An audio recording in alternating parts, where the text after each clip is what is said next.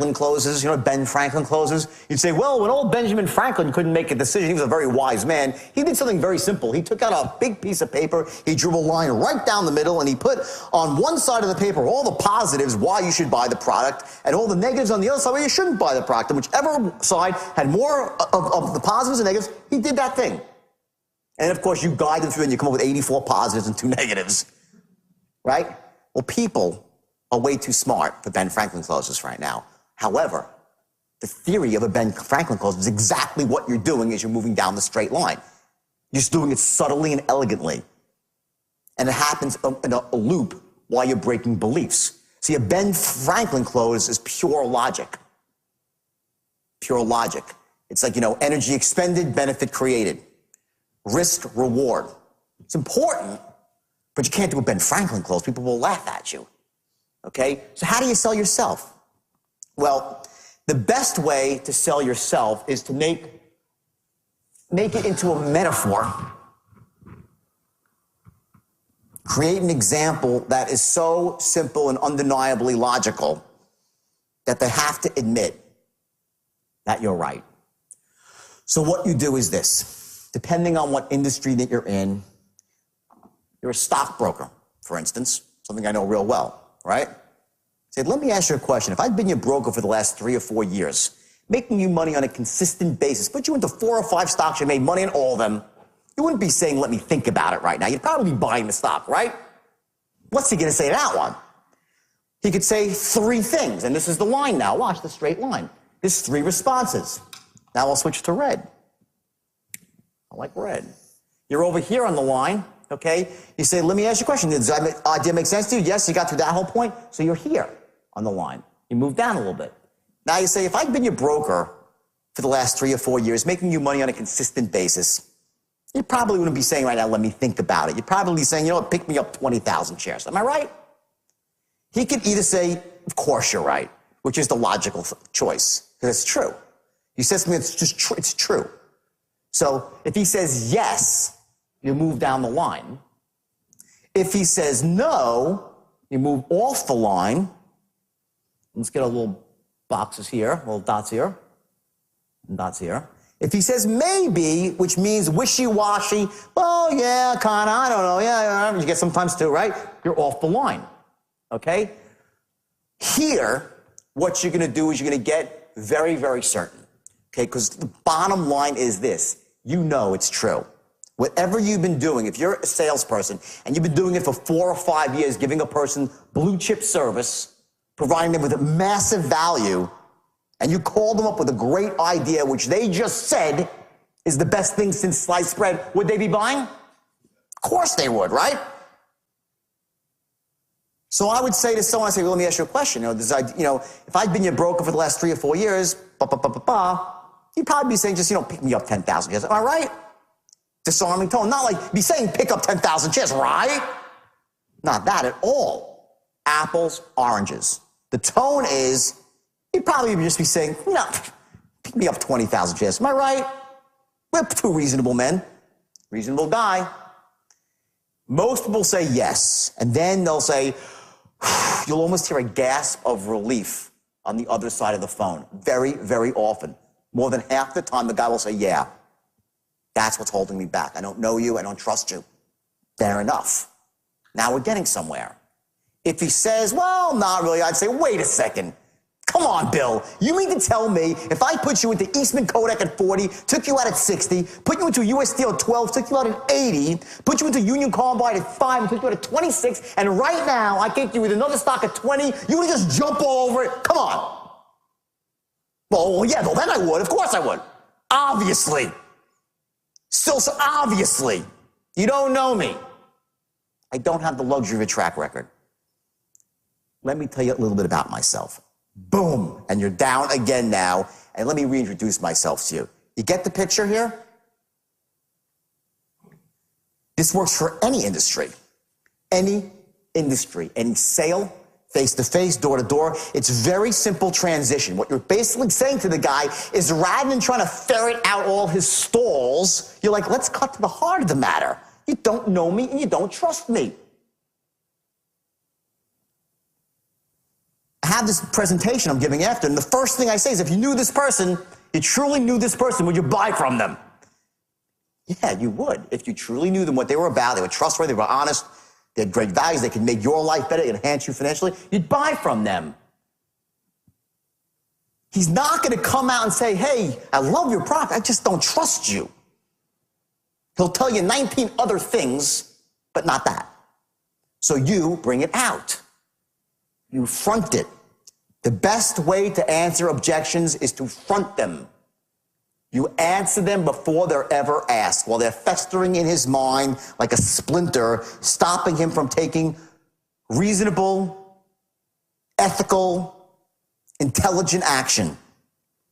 It's in there. It's stopping him. He can't think clearly. The product's the best thing since sliced bread. I love it. I need it. But I won't buy it. The splinter. Now I say, let me reintroduce myself to you. By now, you probably forgot my name. They don't know your name. You think they know your name. They don't know. Unless you've had a couple of calls with them, you might have just said your name once in the beginning or twice, right? And then just forget it. Let me reintroduce myself to you. Now, I told you earlier, I gave you a tip to handle a bit on the whole thing, how simple it is. And again, it's simple. It's not, I don't like complicated. I like simple. Simple is Forrest Gump. Stupid is as stupid does. Forrest Gump goes up to the bus, looks at the bus driver on the first day of school and says, I can't get on the bus because I don't know you. She goes, you're right, I'm your bus driver. He goes, okay, now I know you, and he gets on the bus. Guess what? We're all built like that. How long does it take till you know somebody saying, yeah, I know, they're good people? How long?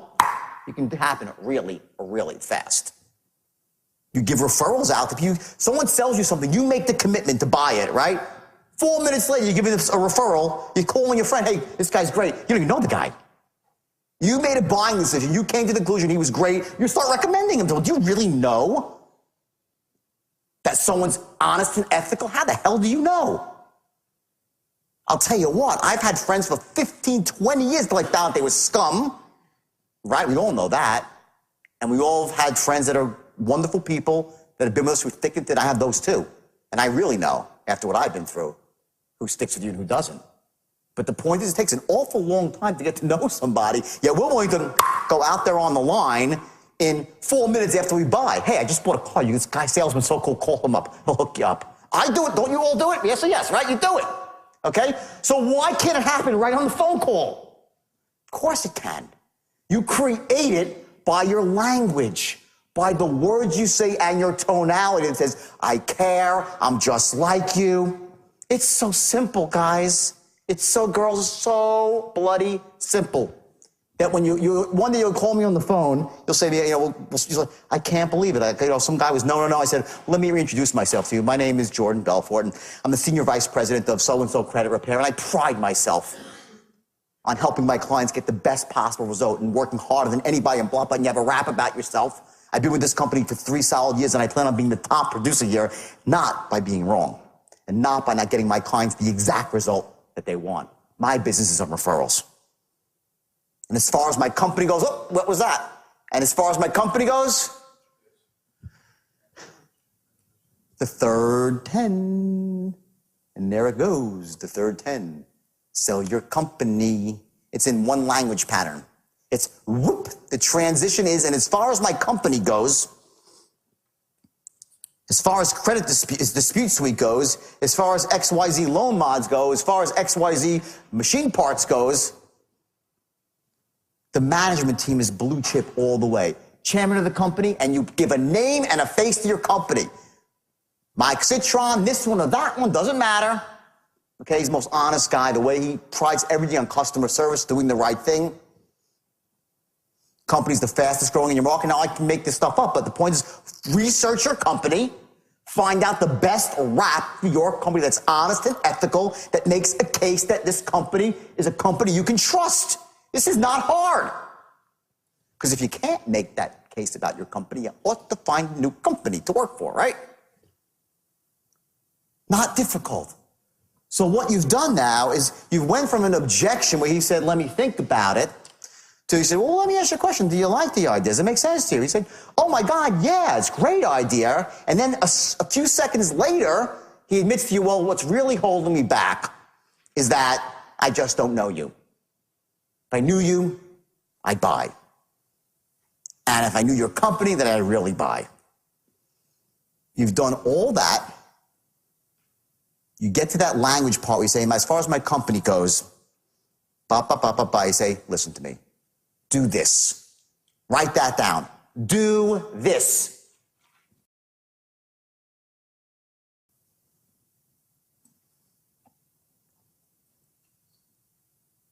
I've seen more salesmen blow sales because they just don't ask for the goddamn order. They do everything but ask for the order. They don't tell the client what to do. What does an expert do? He tells you what to do. An expert doesn't say, well, I think you ought to consider signing up for credit repair. I think you ought to consider having your loan modified. I think you ought to buy this piece of real estate. I think this stock looks good. They're like, no, this is what you should be doing. You get it? Sir. So you say it's pride. So you watch your tonality now. Another shift of tonality. I pride me, my company, honest and ethical. And, believe me, when Mike Citron launches a new program, he's seldom wrong. Do this. Start off a bit smaller, bigger. Now, I don't know. It depends, again, on your industry. Now, let's assume, okay, that there's a step-down possibility, right? And you started off at X and you can step down to Y, right? Would you step down? No, not yet. That's next. Don't step down yet. Hold your guns on price. Don't, again, it's keeping your powder dry. This first loop, they probably won't buy. They don't buy in the first loop. By the way, they don't buy. Still. Some do. Some do. But typically it takes another loop for them to buy. There's still unresolved issues. What are they? I don't know. You can't really be sure. We can't look inside the human mind, know every insult that's happened since he's 5 years old. We don't really know his financial picture. We don't know the whole story. So we have two strategies. You want to shoot darts in the air and crazy, or do you want to deliberately go down the line, all right, and force the guy, smoke him out? Eventually, when you get the guy in the box, he's going to have to come clean with you.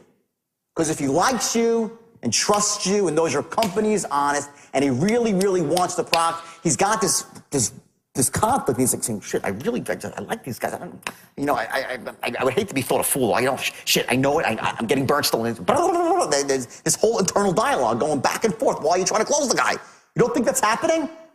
Think about yourself when you're getting sold. You're not debating it in your own mind. You're running movies out this way. Well, if I buy it, let me see what happens. Well, I'll feel really good driving the car. But it's really pissed at me. So it cost me X amount of dollars, $20,000, $2,000 a month. I could have bought that. I could have bought that. It's happening so fast. While they're just sitting there looking, you're like, and it's racing around, okay? None of us is that clever to be able to look inside that person and say, this is the exact combination. I gotta just say that. You don't know. Better keep every sale the same, okay? So let's say you go through this whole thing. Very seldom will he say again, let me think about it. It's not because, well, I still need to think about it. That's not what they say. They'll throw up another stall. They'll say, well, I got to go check with my lawyer or my accountant or my wife. You'll hate that one, right? Because we always wonder, does he really need to speak to his wife? Is that, you don't know? Well, I don't know.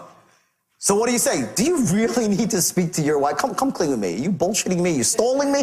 What do you really need? She's going to bitch slap you when you get home if you do this. Tell me the truth. Well, it'll be nice if we could say that, wouldn't it? It'd be great, but we can't. So what we do again is we deflect again. I don't say, listen, when I was in the brokerage business doing things in the highest level of pressure, we would say we would shame people. We'd shame people into, I'd say to a businessman who was making $4 million a year in 1990, pick up your skirt, grab your balls, and make a damn decision. To a guy. Think your wife goes out and consults you when you go shoe shopping? That was a rap that we did to shame her. Do not do that. Have more respect for your people. I'm just threw it out there. But have more respect for your people than that. But that's a way, you can shame someone into buying too. Try to avoid that. Unless you really believe that the guy really should be buying and he's just so screwed up and you need to do something to shock the system. You can shame him, okay? But that's a last resort, okay? Let's say it's the wife and say, listen, I hear what you're saying. Now remember the language. I'm not saying I understand what you're saying. I don't understand that. I really don't.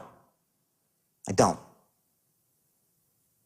I understood it, I'd say, yeah, I understand. So I hear what you're saying, but let me say this. Then what do I say? The true beauty of the program, it's always your loop. You're back in with the true beauty of the program. Here's what happens. You're on the line, okay? I'm going through markers like crazy today. Okay, you're on the line, now we're in orange. You asked him for the order from your first loop. He said, well, let me talk to my wife. Are you on the line or off the line? Off the line. He went off the line. Let me talk to my wife. Bop. I hear what you're saying about talking to your wife, but let me say this. The true beauty of the program, I go back and resell the program again, and now I pull out the big guns. This is when I let my powder go. Right here. This is part of the loop. This is my big guns. Not the second loop, it's the third loop where the big guns come in.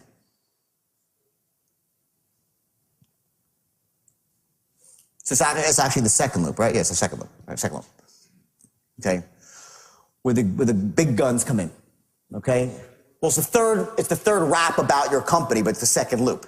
You have your initial presentation, then you have your first rebuttal rap, and then you have your second rebuttal rap, right? That's where you let out your best stuff. Okay? And you tailor it to the objection. Mention his objection in there so he knows you didn't totally disregard it.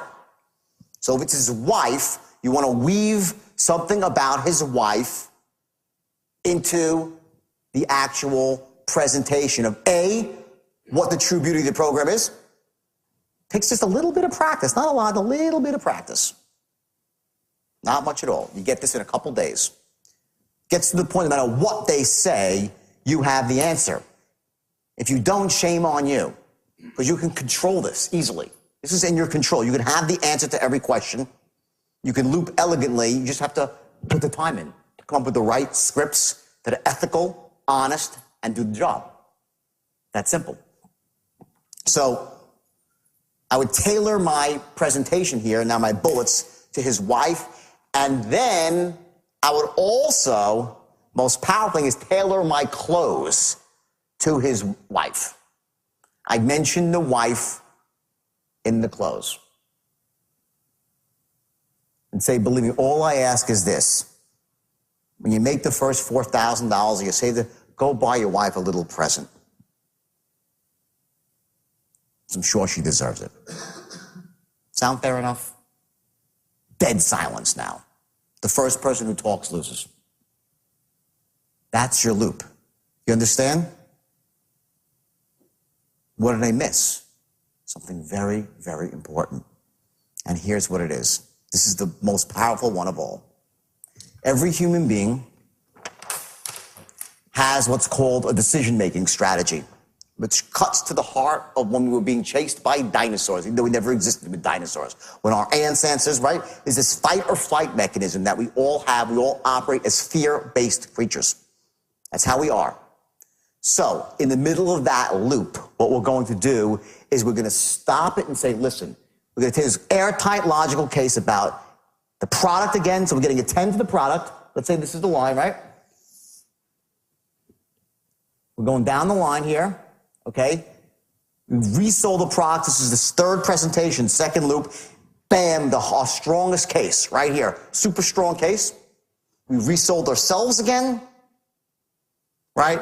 And again, I'm going to be here for you every step of the way. I have all these patterns for you. You can write them down. I'll give you the actual patterns of what you're going to say. This is the language patterns, okay? I'm going to hold your hand every step of the way to guide you into this, guide you at this, to make sure that it works. My company stands behind this product with an unconditional guarantee, whatever it might be. All these things that are in the middle of here, right? That you're strengthening yourself, your company's integrity. Give you the patterns for it. And then you say, do this. Pick up or buy? No. You would say, and honestly, let me ask you a question. What's the worst that can possibly happen? Let's say you sign up for this program, and I'm totally wrong. And it's almost a mocking tone. I'm totally wrong. My compass is off. Your credit doesn't get fixed. Your loan doesn't get modified. Your seminar is awful. Doesn't make sense to go to. Your my machine part doesn't fill your need. The real estate's the wrong piece of real. Let's say I prove to be an incompetent fool. What's the worst that could possibly happen? Let's say that it's $245, making up a price, right? Over the next 60 days. Is that going to put you in the poorhouse? Honestly. And he'll say, well, no, exactly. It's not going to make you a poor man. But on the upside, what I can do for you besides this one transaction in the way of this, that, and then you start building a massive future pace case. You create a picture in his mind of massive, massive benefits for doing business with you. You're interrupting his decision-making strategy. You showed him now, he's been weighing it. Remember the scales? Well, he's got his decision-making scales, right? And here he's got, if I do this and it doesn't work out, bad. If I do it, if it doesn't work out, good. And they're fighting, they're in a death match. Now what you've done is you've knocked out, if it doesn't work out, not so bad. We're logical creatures. If it does work out, whoa, it's even better than I thought. Because I was only thinking about credit repair. What this guy can do for me in the way of identity theft, rebuilding my credit, getting me a mortgage, woo, boom, the scale drops. Get it? Just what it's going to be that makes the scale finally go is anyone's guess. But to give someone, put someone in a situation, insert them into a place where they've said now it's the best thing since sliced bread, and they've been sold and resold again. When I say sold, I don't mean that in an evil way. They have been told the facts, undeniable, undisputable facts of why this product is the greatest. They know it. They feel it. You've created pictures so they emotionally feel it. You've talked about the wife, about their future to create an emotional want for buying. And the worst that could possibly happen is what? You lose a couple of $100. Not so bad, considering what the upside potential is. It's enormous. And all I ask is this. Give me one shot. Give me 90 days to prove myself to you. And if I do even half as well for you as I've done for my other clients, believe me, the only problem you'll have is I didn't call you 6 months ago and get you started then. Sound fair enough? Reasonable man. You've looped again. You're going to get a lot of closes right there. A lot of closes right there. Now, you're at this point in the sale here, so you've done, okay, you made your presentation here. Opening call, the promised land, qualified him, your presentation, your first loop, this is now your second loop, and you're over here. What starts to happen now is this, okay? He's going to start to get uncomfortable on the phone because you've created the box. Logic, emotion. You've hit his buying beliefs pretty hard. His buying beliefs are the two cornerstone beliefs against buying are A, I don't buy from people I don't know and trust, from companies I don't know and trust, and I don't buy unless the risk-reward ratio is heavily, heavily weighted in my favor, because only a fool would. Whether he's saying those words to himself or not, he's thinking it, he's feeling it. So you're going to enter that and disrupt his pattern and insert a new pattern, which is smart people look at, I'm not a pressure guy. I'm just saying to you, logic. What's the worst that could possibly happen here? Let's say I'm an idiot, I'm wrong. And your credit doesn't go up and you lose whatever the $300. Is that going to put you in the poorhouse forever? If they say, yeah, then they probably shouldn't be buying this product. And then you should end the call there elegantly and say, well, maybe, if I could help you in some other way, or I don't know what to say. But I get that $300 is $300. I'm not saying it's no money. It's money. I get that. But in the general scheme of things, $300 versus a lifetime of pleasure. And then you create the picture. Buying cars at the cheapest rates. Buying a new home. Enjoying it with your family. Be able to take care of your children the way Now you're in emotional stuff. You create the emotional needs and wants like that, right? The scales. Reasons against buying, reasons for buying. Logical, emotion. Logical, same thing. There's on both sides, right? Action threshold, the beliefs he has, okay? It's going like this, and it doesn't go like this. It happens in a second. That one way, and the scale tips. Where exactly it happens on the line, you can never be sure, but it happens. Or they're one of those people who are simply not closable. But don't you dare, in your heart, get off the phone knowing that someone else could have closed them. Then you're not a salesperson, you're not an influencer. Then you're a second rater, and you should get a different job. Choose a new profession. There's nothing wrong, by the way, with, not being that person. But if you really want to be a salesperson, you should really, you owe it to yourself, your family, and the people that you interact with, not to waste their time, but to be the best that you can be. And the best that you can be is you're going to close everybody who should be closed, and no one that shouldn't be closed. The next loop that you make is going to be very tight. Okay?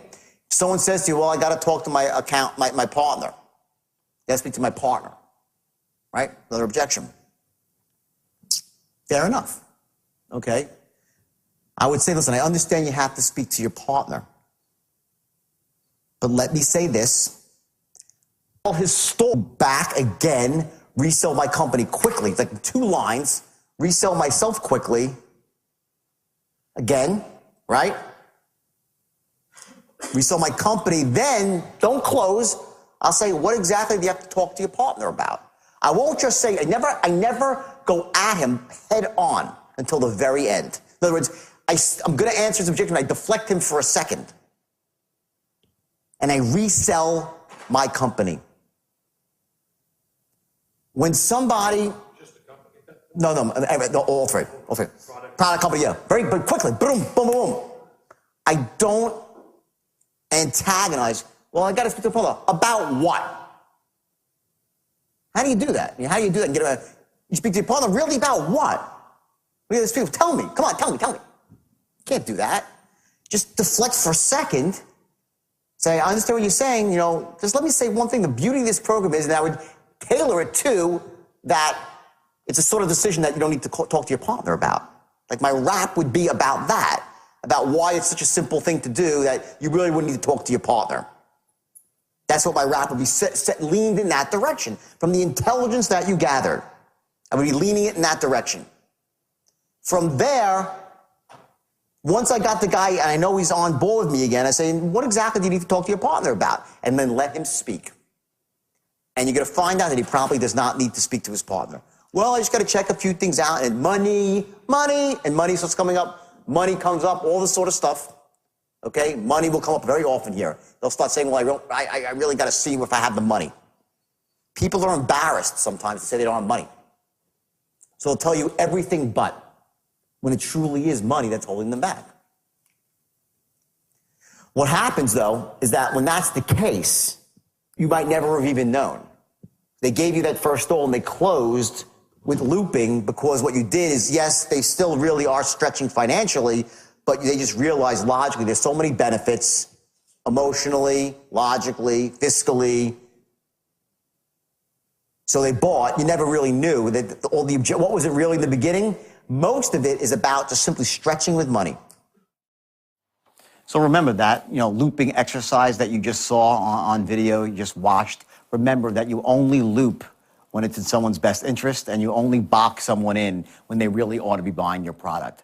One of the things I want you to focus on here, remember, is tonight, go through this exercise where you identify your own physiological triggers, what actually allows you to become certain, meaning I want to get certain, I tap my hand like this. Some people will point their finger like this. I don't recommend you point at certain people because they might smack you. But you're going to find that if you want to whisper, if you narrow your eyes, it becomes much easier to whisper. If you want to create this feeling of, you're not looking to really, invade someone's privacy, so you want to get that disarming tone, you might find by pushing your arms out, it becomes easier to develop that tone. So here would be an example. If you're going to say to someone, how much money do you have in the stock market, right? you might have problems saying that in the right tone. People do. So you would say, you know, how much money you have in the stock market? And put your arms out, and you might find it helps you develop a disarming tone. So go through some of the tonal patterns, and I want you to notice as you do the tonal patterns, what do you do with your body? What do you do when you sound certain? And you'll learn that you can actually trigger a certain tonality by leading with your body. The two are connected. You have the mind and the body, the tonality and the gesture.